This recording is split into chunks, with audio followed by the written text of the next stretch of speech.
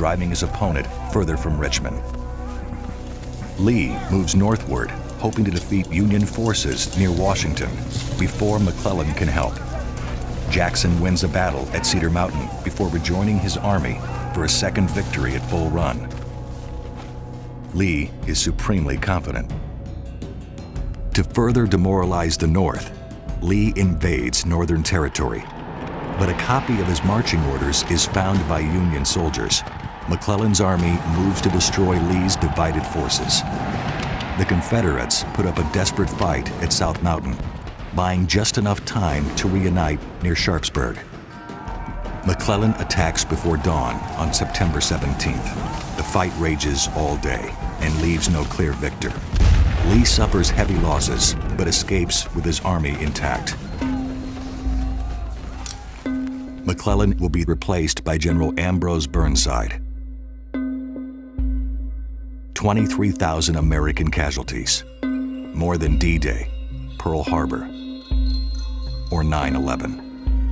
Antietam remains America's bloodiest day. The North declares a victory, and President Lincoln forecasts the Emancipation Proclamation. On January 1st, 1863, all slaves in areas under rebellion will be free. France and England had contemplated recognizing the Confederacy, even supplying aid. But both nations have long abolished slavery, and with this proclamation, their support for the South evaporates. Meanwhile, Confederate efforts to regain lost ground in the West are repulsed at Perryville and Corinth.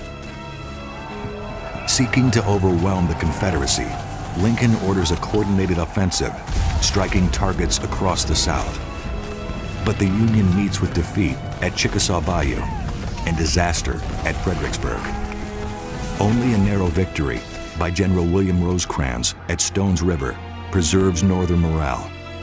Lincoln breathes a momentary sigh of relief, but the worst was yet to come.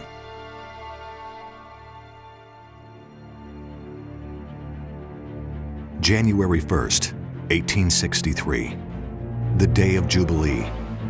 The Emancipation Proclamation goes into effect. Black men are now allowed to enlist in the Union Army. Black recruits fill the ranks, knowing that military victories will be the only assurance of freedom.